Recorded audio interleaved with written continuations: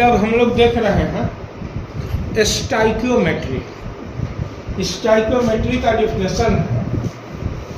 पहले हम लोग जानते हैं स्टाइकियोमेट्री वर्ड का मतलब क्या है। स्टाइकियोन प्लस मेट्रॉन। स्टाइकियोन मीन्स होता है लैटिन वर्ड एलिमेंट, मेट्रॉन मीन्स मेजरमेंट। एलिमेंट का मेजरमेंट, शुरुआती दौर में इसको एलिमेंट के मेजरमेंट के लिए कहा जाता था। इस दोनों वर्ड से क्या बना है, स्टाइकियोमेट्री। लेकिन आज के दौर में स्टाइकियोमेट्री का डिफिनेशन थोड़ा सा लंबा हो गया है। आइए समझते हैं स्टाइकियोमेट्री है क्या। ये तो लैटिन वर्ड से इसका मीनिंग हुआ। अब स्टाइकियोमेट्री का हम लोग डिफिनेशन लिखते हैं। तो स्टाइकियोमेट्री क्या है भाई, स्टाइकियोन प्लस मेट्रॉन। स्टाइकियोन मीन्स एलिमेंट, मेट्रॉन मीन्स मेजरमेंट। नाम सुनने से लग रहा है कि शुरुआती दौर में बस एलिमेंट का मेजरमेंट करने के लिए किया जाता था, लेकिन बाद में इसका विस्तार हुआ। तो इसका डेफिनेशन बन गया, branch of chemistry determine the mass of reactant product and volume of reactant and product at NT according to chemical equation।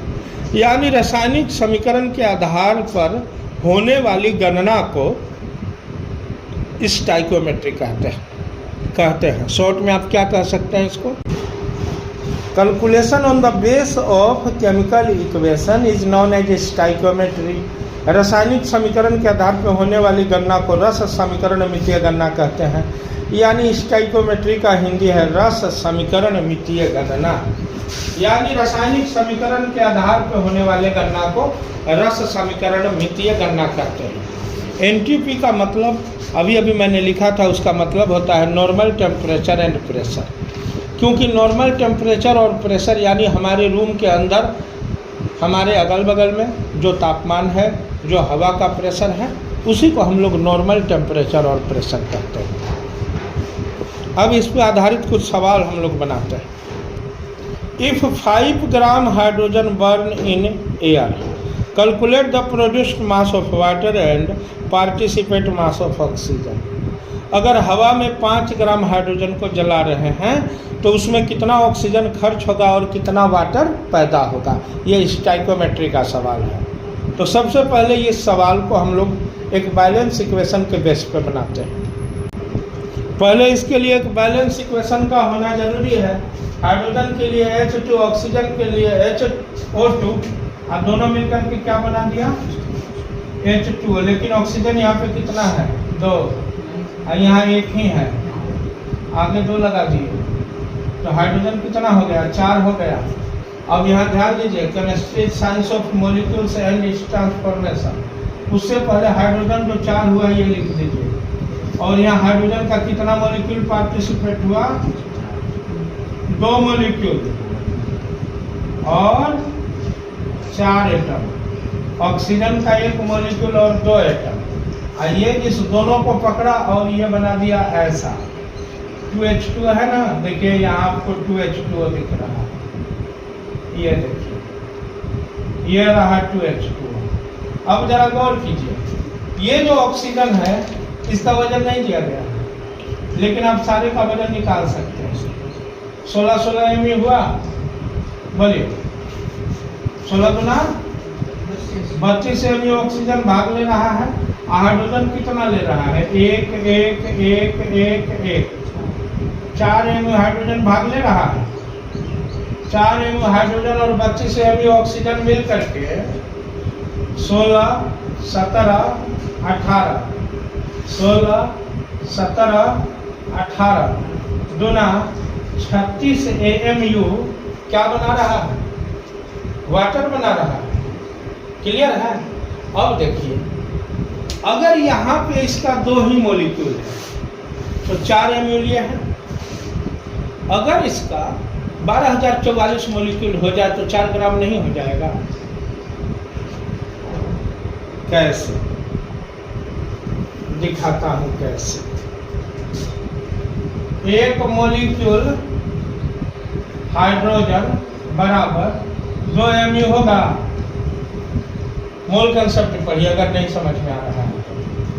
Mole concept का वीडियो शुरू से देखिए।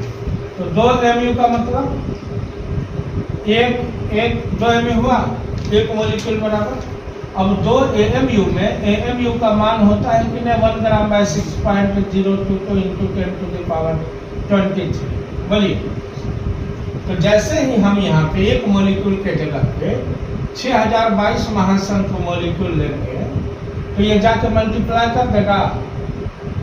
बोलिए ना, मल्टीप्लाई करके दोनों कट करके 2 ग्राम बचेगा। लेकिन हम 12044 महासंख्य मॉलिक्यूल ले लेते हैं तो यहाँ भी 12044 ना हो जाएगा। 12044 महासंख्य, तो इससे कट करके कितना हो जाएगा? 4 ग्राम नहीं हुआ। तो यहाँ 4 mu के जगह पे 4 ग्राम जैसे ही देंगे, यहाँ ये मॉलिक्यूल 2 ठोले रह जाएगा। यहाँ मॉलिक्यूल हो जाएगा 12.044 इंटू 10 टू द पावर 23। अब आप कहेंगे कि आप 2 ही मॉलिक्यूल है, इतना क्यों ले रहे हैं? क्योंकि 2 मॉलिक्यूल का मामला आपको समझ में नहीं आएगा। इतना जब मॉलिक्यूल होगा तब आपको हाइड्रोजन गैस फील भी होगा। 2 मॉलिक्यूल तो आपको पता नहीं चलेगा। ठीक उसी तरह से इसको 4 ग्राम लिए तो ये ऑटोमेटिक 32 ग्राम नहीं हो जाएगा। अब 32 ग्राम जैसे ही लेंगे, ऑक्सीजन का मॉलिक्यूल यहाँ पे 6.022 into 10 to the power 23 molecule हो जाएगा। बुझा रहा है कि नहीं बुझा रहा? अच्छा, इसको जैसे ही 36 ग्राम करेंगे, वाटर का मॉलिक्यूल भी हो जाएगा 12.044 इंटू 10 टू द पावर 23। यानी हम अब एक 2 मॉलिक्यूल तक नहीं समझ के रह गए, हमने नंबर ऑफ मॉलिक्यूल को ज्यादा लिया। हालांकि हम लोग AMU में भी बनाते तो चलता, लेकिन हम ग्राम में ले लेते हैं। AMU से ग्राम 6022 महासंख्य गुना ज्यादा होता है। ठीक है ना? तो यहाँ 4 mu था, 4 ग्राम किए तो 4 में 6022 महासंख्य से मल्टीप्लाई कीजिए ना, कितना नहीं हो गया? 4 गुना 6 मॉलिक्यूल है ना, 4 गुना 6.022 होगा।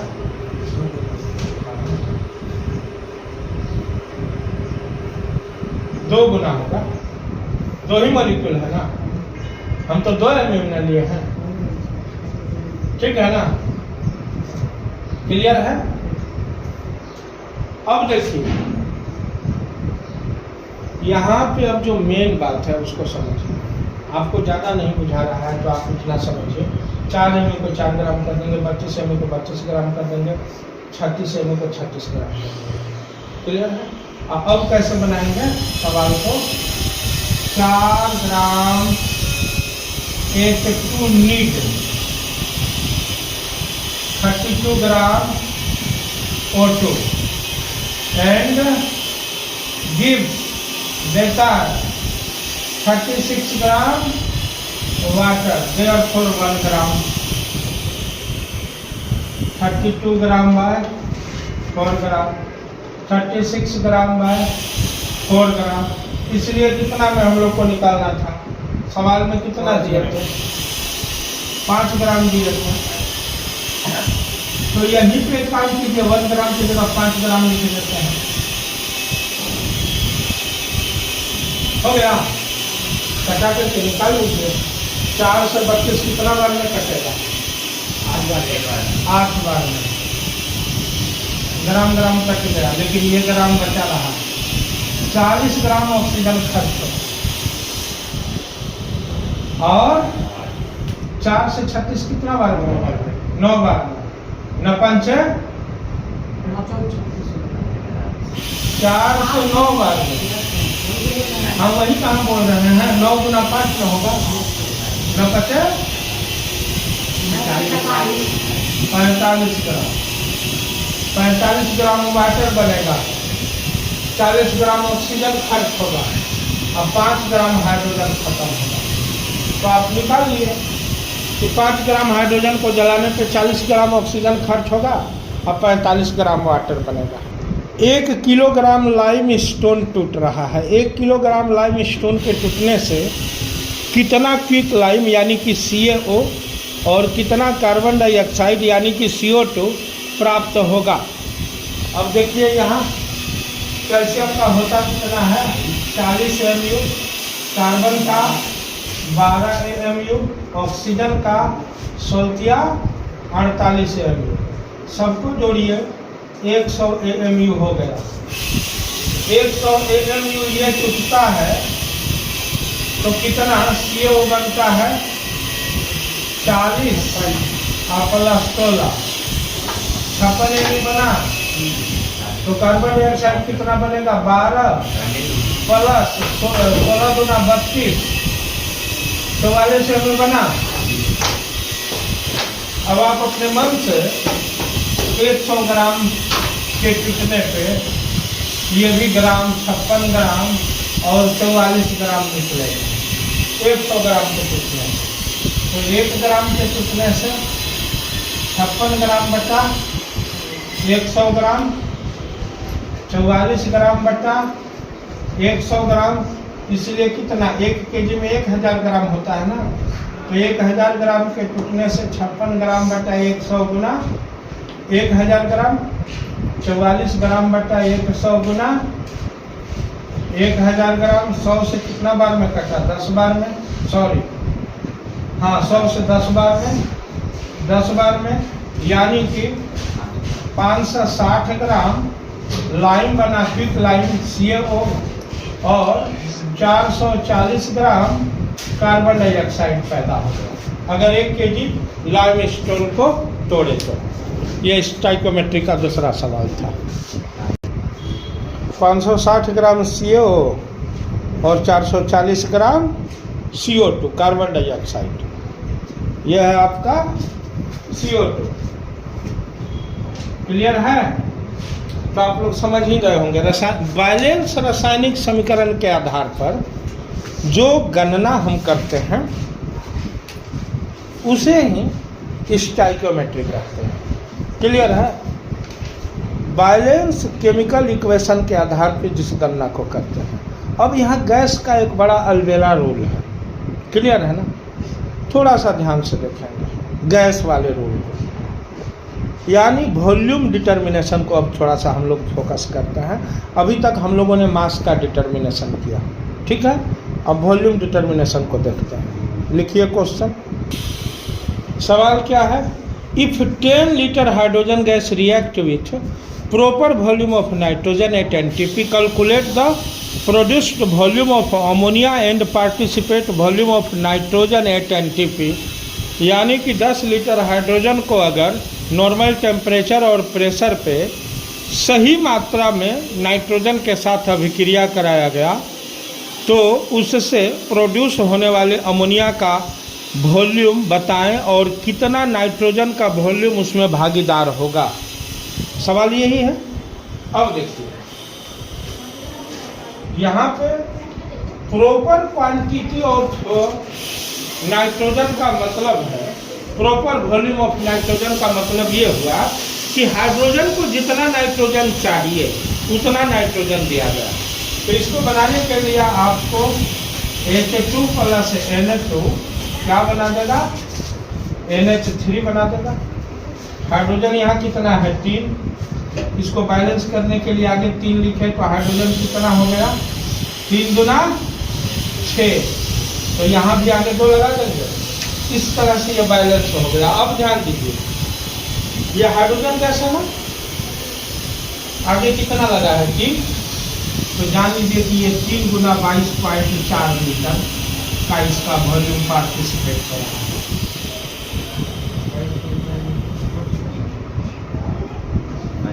मैं किसी दूसरे वीडियो में बता दूंगा कि ये कहाँ से आया है। और प्लस नाइट्रोजन का एक ही मॉलिक्यूल है, इसके आगे कुछ नहीं लगा है, तो 22.4 लीटर नाइट्रोजन भाग ले रहा है। ठीक है? अब देखिए यहाँ पे इसके आगे 2 लगा है, तो 2 गुना 22.4 लीटर अमोनिया बन रहा है। अब देखिए 3 गुना 22.4 किए तो इतना हो गया, यानी 10 लीटर से तो ज़्यादा है। बोलिए, आइए 22.4 लीटर है, तो हम लोग लिखते हैं हाइड्रोजन गैस का कितना वॉल्यूम पार्टिसिपेट है, 3 गुना 22.4। तो अब यहाँ हम देखिए कैसे बनाते हैं, 3 × 22.4 लीटर H2 रिएक्ट विथ कितना ग्राम, ग्राम नहीं, 22.4 लीटर किससे, N2 से, और गिव 44.8 नहीं होगा, इसको गुना कर देंगे तो, अरे भाई 22.4 गुना 2 कर देंगे तो 44.8 लीटर NH2 दे रहा है। इसलिए 1 लीटर में ये कितना है, 22.4 लीटर बार ये जाके भागा दे देगा 3 × 22.4 लीटर, और यहाँ 44.8 लीटर बार 3 × 22.4 लीटर हो गया। इसलिए कितना में, 10 लीटर में ना, तो 10 लीटर में 22.4 लीटर बार 22.4 लीटर गुना 10, 44.8 लीटर बार 3 × 22.4 लीटर गुना 10 कर दिए। अब देखिए ये 22.4 कट गया, देखिए ना, लीटर कट गया, 3 बचा खाली, और नीचे है यानी 10/3, 10 में 3 से भागा देंगे तो 3.33 लीटर नाइट्रोजन खर्च हो रहा है 10 लीटर हाइड्रोजन के जलने पे। और यहाँ पे मामला क्या हो गया देख लीजिए, इससे ये कितना बार में कटा, 2 बार में कट गया।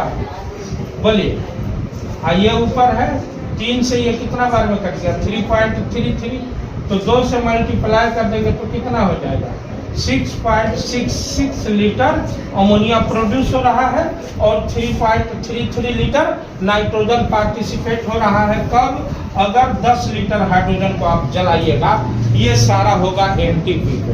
तो आपने वॉल्यूम टू वॉल्यूम भी देख लिया।